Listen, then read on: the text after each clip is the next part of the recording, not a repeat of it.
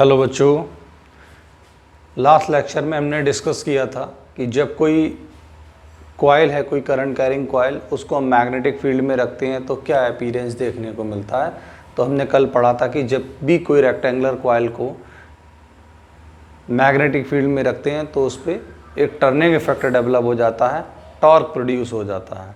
आज हम उसी कॉन्सेप्ट पर बेस्ड एक डिवाइस पढ़ेंगे, moving coil galvanometer. Moving coil galvanometer board में 5 मार्क्स का पूछा जाता है। लॉन्ग क्वेश्चन कैटेगरी में ये आता है और 3 मार्क्स में भी इसका क्वेश्चन आ जाता है। ये बोर्ड के पॉइंट ऑफ व्यू से बहुत ही इम्पॉर्टेंट जो है टॉपिक है। अच्छा, मूविंग कॉइल गैल्वेनोमीटर क्या होता है पहले इसको समझ लेते हैं, फिर हम इसकी कंस्ट्रक्शन और वर्किंग में आएंगे। मूविंग कॉइल गैल्वेनोमीटर एक डिवाइस होती है, बहुत ही सेंसिटिव डिवाइस होती है, जो किसी भी सर्किट में स्मॉल करंट के प्रेजेंस को चेक करने के लिए यूज़ कर सकते हैं। मूविंग कॉइल गैल्वेनोमीटर को पहले भी हमने मीटर ब्रिज में यूज़ किया था, पोटेंशियोमीटर में भी यूज़ किया था। ये किसी भी सर्किट में स्मॉल करंट के प्रेजेंस के साथ साथ में उस करंट के डायरेक्शन को भी ये बताता है। तो ये एक ऐसी डिवाइस है जिसको हम करंट की प्रेजेंस को चेक करने के लिए यूज़ करते हैं और उसके साथ साथ हम उसकी डायरेक्शन को भी यूज़ कर सकते हैं, डायरेक्शन को भी फाइंड आउट कर सकते हैं, यानी डायरेक्शन फाइंड आउट करने के लिए भी हम इसको यूज़ कर सकते हैं। तो मूविंग कॉइल गैल्वेनोमीटर क्या होता है? It is an electrical device which use to measure the presence of small current in the circuits and it can also find the direction of the current, right. अब ये किस concept पर based है? What is the principle of this device? तो principle की अगर हम बात करें, its principle is based on the fact that when the moving coil or the current carrying coil placed in magnetic field, it experiences the torque, and when the current is on in the circuit, then coil will start the rotate about its axis between the poles of the magnet or in magnetic field।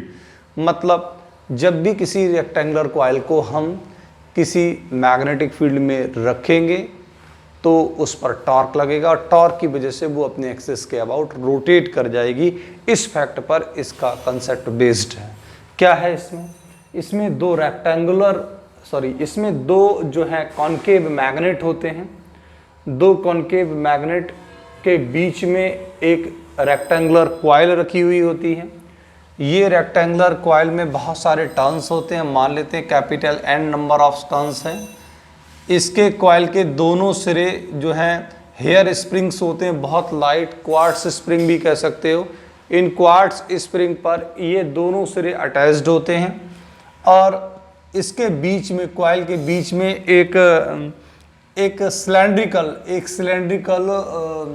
Soft iron core insert कर दिया जाता है ताकि galvanometer की sensitivity बढ़ जाए, galvanometer more sensitive हो जाए, क्योंकि soft iron core ferromagnetic material होता है और ये मैग्नेटिक फील्ड को सपोर्ट करता है, यानी मैग्नेटिक फील्ड को इंक्रीज कर देता है। इसके साथ साथ में यहाँ पर एक पॉइंटर होता है जो कि एक सर्कुलर स्केल पर रोटेट करता है। यहाँ 0 रीडिंग होती है, फिर 0 से 30 इधर होती है, 0 से 30 इधर होती है। करंट का डायरेक्शन के अकॉर्डिंगली ये निडल जो है मूवमेंट करती है, 0 के लेफ्ट और 0 के राइट। तो ये इसका कंस्ट्रक्शन डिटेल हो गया। एक बार फिर बता देता हूँ। मूविंग कॉइल गैल्वेनोमीटर में 2 कॉन्केव मैग्नेट होते हैं, नॉर्थ और साउथ पोल। ये स्ट्रॉन्ग मैग्नेट होते हैं। इनके बीच में एक रेक्टेंगुलर कॉइल को प्लेस कर दिया जाता है और उसमें एक रेक्टेंगुलर कॉइल को प्लेस कर दिया जाता है, उसमें एक सॉफ्ट आयरन कोर को भी इसमें मर्ज्ड किया जाता है। सॉफ्ट आयरन कोर इसके मैग्नेटिक फील्ड को इंक्रीज कर देती है। ये कॉइल इस कॉइल के दोनों एंड जो है वो सस्पेंशन स्प्रिंग से अटैच कर दिए जाते हैं ताकि इसमें ट्विस्ट क्रिएट हो सके और कॉइल अपनी जगह वापस आ सके। और इससे एक पॉइंटर अटैच होता है जो कॉइल के घूमने पर ये सर्कुलर स्केल पर रोटेट करता है। एग्जैक्टली क्या होता है, ये जो हेयर स्प्रिंग्स हैं, इनको हेयर स्प्रिंग कहते हैं। जब करंट फ्लो करती है तो ये कॉइल घूमती है। जब सपोज ये कॉइल है, दिस इज द कॉइल, ये हेयर स्प्रिंग है, जैसे ये कॉइल ऐसे करके घूमेगी, स्प्रिंग में ट्विस्ट क्रिएट होंगे और करंट 0 होने पर ये स्प्रिंग फिर से इसको वापस अपनी जगह पर लेकर आएगा।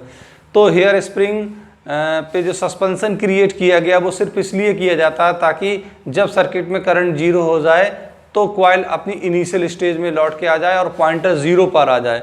तो इसलिए हम इसको यहाँ पर हेयर स्प्रिंग यूज़ करते हैं।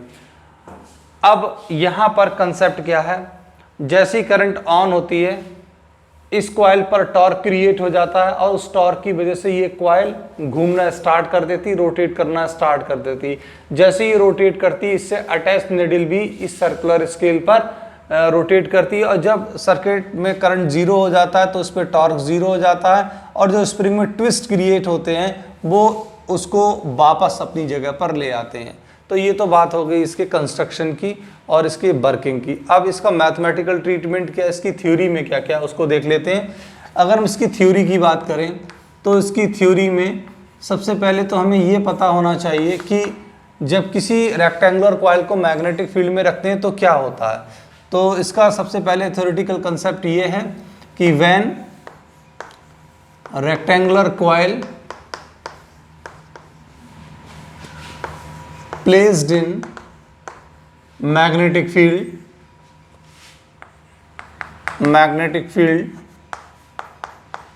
it experience the torque। और उस टॉर्क की वैल्यू हमने पढ़ी थी, tau is equals to N I A B sine 90, ये हमने पढ़ा था, राइट। यहाँ पर ये 90 डिग्री एंगल होता है तो इसकी वजह से टॉर्क क्रिएट होता है, राइट। अब होता क्या है यहाँ पर, अब बहुत ध्यान से समझने की ज़रूरत है। इसमें बहुत एक कॉमन क्वेश्चन है जो पूछा जाता है कि यहाँ पर हम रेडियल मैग्नेटिक फील्ड यूज़ क्यों करते हैं, हमने कॉनकेव मैग्नेट यूज़ क्यों करें, ये कॉनकेव मैग्नेट यूज़ करने का क्या कारण है, उसकी हम बात कर लेते हैं। तो ये एग्जैक्टली देखा जाए तो हमने कल पढ़ा था कि जब भी किसी कॉइल को हम मैग्नेटिक फील्ड में रखते हैं तो ऐसी स्थिति में क्या होता है कि जो कॉइल है उस पर टॉर्क लगता है। अगर हमने उसको सीधे इस तरीके से प्लेस कर दिया तो ये कंसेप्ट लग गया, और अगर हमने उसे किसी एंगल पर प्लेस किया तो क्या स्थिति होगी, तो यहाँ पर आ जाता है एंगल थीटा। ये एंगल क्या आ जाता है, थीटा। अब जनरल फार्मूला तो यही होता है, tau equals to N I A B sine theta. अब यहाँ पर ये एक बहुत समझने वाली बात है, कोई भी कॉइल सेंसिटिव कब होगी, गैल्वेनोमीटर सेंसिटिव कब होगा, स्मॉल से स्मॉल करंट पर ये डिफ्लेक्शन शो करे। कोई भी गैल्वेनोमीटर मोर सेंसिटिव कब होगा, कोई भी गैल्वेनोमीटर मोर सेंसिटिव तब होगा जब ये स्मॉल से स्मॉल करंट पर भी डिफ्लेक्शन शो करे। तो स्मॉल से स्मॉल करंट पे भी डिफ्लेक्शन शो तब करेगा जब इस पर मैक्सिमम टॉर्क लगेगा। तो ये अगर कॉइल है, कुछ ऐसा अरेंजमेंट कर दें कि हर स्थिति में इस पे टॉर्क मैक्सिमम लगे। जब टॉर्क मैक्सिमम लगेगा तो ये बहुत इजीली घूम जाएगा।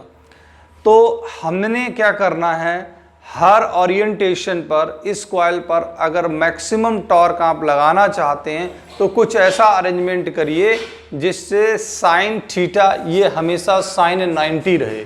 और साइन 90 रहेगा तो क्या होगा, साइन 90 रहेगा तो ऐसी स्थिति में साइन 90 रहेगा तो ऐसी स्थिति में इसकी वैल्यू 1 हो जाएगी जो कि मैक्सिमम होगा। और जब ये मैक्सिमम होगा तो इस पर क्या आएगा, मैक्सिमम टॉर्क लग जाएगा। तो ऐसी स्थिति में क्या होगा, ऐसी स्थिति में हर ओरिएंटेशन में इस पर मैक्सिमम टॉर्क लगेगा। अब मैक्सिमम टॉर्क लगाने के लिए क्या अरेंजमेंट करते हैं, मैक्सिमम टॉर्क लगाने के लिए यहाँ पर हम क्या करते हैं, एक रेडियल मैग्नेटिक फील्ड यूज़ करते हैं। रेडियल मैग्नेटिक फील्ड यूज़ करने से क्या फ़ायदा होता है, ये इसका फ्रंट व्यू है, ये इसका टॉप व्यू है, टॉप व्यू, ये कॉइल का फ्रंट व्यू है और ये टॉप व्यू है। ये एग्जैक्टली कॉइल नहीं है, ये इसी सिलेंड्रिकल कोर है, उसका क्रॉस सेक्शन बना रखा है। अब ये रेडियल मैग्नेटिक फील्ड जनरली क्या होता है, बच्चे ये समझ लेते हैं ये रेडियल मैग्नेटिक फील्ड इस तरीके से आया और यहाँ पर इस तरीके से निकल गया, ये इस तरीके से आया, इस तरीके से यहाँ निकल गया। तो यहाँ क्या होगा, मैग्नेटिक फील्ड लाइंस क्रॉस करेंगे, लेकिन ऐसा होता नहीं है। ये रेडियल मैग्नेटिक फील्ड इस तरीके से होता है, जैसे यहाँ पर जाता है ये ऐसे करके बैंड कर जाता है, ये कॉइल के थ्रू ये इस तरीके से ये क्या कर जाता है, बैंड कर जाता है, राइट। तो ये बैंड कर गया। ये कभी भी मैग्नेटिक फील्ड लाइंस क्या होती हैं, मैग्नेटिक फील्ड लाइंस एक दूसरे को क्या करती हैं, इंटरसेक्ट नहीं करती हैं। अब क्या है, अब देखिएगा यहाँ पर ये कॉइल है इस तरीके से, या फ्रंट व्यू देख रहे हैं, लेकिन मैं इसको ऐसे ऊपर से देखूं तो ये टॉप व्यू है। तो अगर कॉइल घूमी हुई होगी तो कॉइल की पोजीशन मान लें ये है, इस तरीके से है। तो ऐसी स्थिति में ये कॉइल का जो है वो टॉप व्यू है, और ऐसी स्थिति में जो इसका एरिया वेक्टर होगा इस कॉइल का वो क्या होगा, ये इसका एरिया वेक्टर होगा, और ये क्या है, मैग्नेटिक फील्ड का डायरेक्शन है। तो ये क्या आ जाएगा, 90 डिग्री, एंगल क्या हो गया, 90 डिग्री। अब मान लीजिए कॉइल की पोजीशन घूम के ये आ गई टॉप व्यू, ये इसका ये आ गया टॉप व्यू। तो ऐसी स्थिति में ये पहले ये था, अब ये घूमा और घूमकर ऐसे करके आ गया। अब ऐसी स्थिति में भी क्या होगा, मैग्नेटिक फील्ड का डायरेक्शन ये है, तो इसका एरिया वेक्टर किधर आएगा, इसका एरिया वेक्टर ये आएगा, तो फिर से क्या होगा, 90 डिग्री होगा। तो रेडियल मैग्नेटिक फील्ड यूज कर देने से क्या होता है, कॉइल का प्लेन, कॉइल का जो प्लेन है उसका एरिया वेक्टर मैग्नेटिक फील्ड के हमेशा परपेंडिकुलर होता है।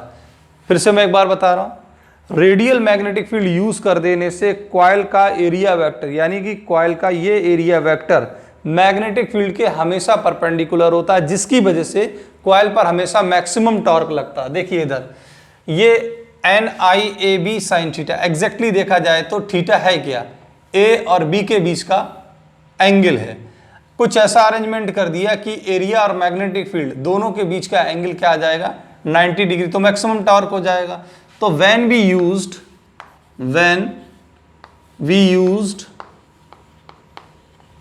रेडियल मैग्नेटिक फील्ड, जब हम रेडियल मैग्नेटिक फील्ड यूज करते हैं then area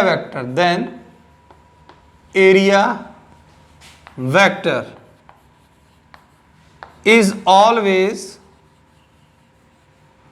perpendicular to the magnetic field। Question board में बहुत आता, why we use the radial magnetic field, तो आप बोलेंगे we use the radial magnetic field because we want to create the maximum torque on the coil, and when we use the radial magnetic field then the area vector of the coil is always perpendicular to the magnetic field in all orientation। घूमते वक्त हर एक orientation में coil के area vector और magnetic field के बीच का angle 90 degree होगा। सो sin 90 is equals to 1 and it is maximum। so coil experience the maximum torque, tau maximum is equals to NIAV, right? And this torque produce the turning effect, right? जब ये coil घूमेगी तो spring में क्या twist होंगे, spring में कुछ twist create होंगे। स्प्रिंग को खींचेंगे तो एक्सटेंशन होता है, स्प्रिंग को घुमाएंगे तो ट्विस्ट क्रिएट होंगे। ये स्प्रिंग बहुत ही सॉफ्ट होते हैं, तो जैसे ही टॉर्क लगेगा उस टॉर्क की वजह से इसमें टोरिज्म क्रिएट हो जाएंगे, और उसको हम बोलते हैं, क्या बोलते हैं हम, रेस्टोरिंग टॉर्क बोलते हैं। यानी कि this torque produce the restoring torque in the spring, this torque produce the restoring torque in the spring. ये क्या करेगा, स्प्रिंग में रिस्टोरिंग टॉर्क प्रोड्यूस करेगा, जिसकी वैल्यू होती tau is equals to I alpha, sorry tau is equals to K alpha. K यहाँ torsion constant है, alpha deflection है, कितने डिग्री पर कॉइल घूम रही है, राइट? तो ये मिला किससे, ये इससे मिला, तो इन दोनों इक्वेशन को हम इक्वेट कर सकते हैं। तो क्या मिलेगा, from equation first and equation second हमें क्या मिलेगा, हमें मिलेगा K alpha is equals to NIAV, ठीक है। तो अल्फा हमें क्या मिलेगा, अल्फा मिल जाएगा NIAV अपॉन क्या, के। यहां पर हमें क्या देखने को मिल रहा है, देखिए alpha is equals to N constant है, नंबर ऑफ टर्न्स, कॉइल का एरिया कांस्टेंट है, मैग्नेटिक फील्ड कांस्टेंट है, टोरिजन कांस्टेंट है। अब बचा क्या, आई। तो यानी जो डिफ्लेक्शन है वो डायरेक्टली प्रोपोर्शनल किसके हो गया, आई के। तो यहां इस बात का हमें पता चला कि कॉइल में जितने डिग्री का डिफ्लेक्शन होगा वो डिपेंड करेगा करंट। अगर करंट ज्यादा होगी तो ये 30 डिग्री से ना लेकर, ये मैक्सिमम 30 ही होता है, इसमें स्मॉल करंट होता है। अगर करंट कम होगा तो डिफ्लेक्शन कम होगा, डिफ्लेक्शन क्या होगा, कम होगा। करंट बढ़ जाएगा, एंगल और बढ़ जाएगा, करंट और बढ़ेगा तो एंगल और बढ़ता चला जाएगा।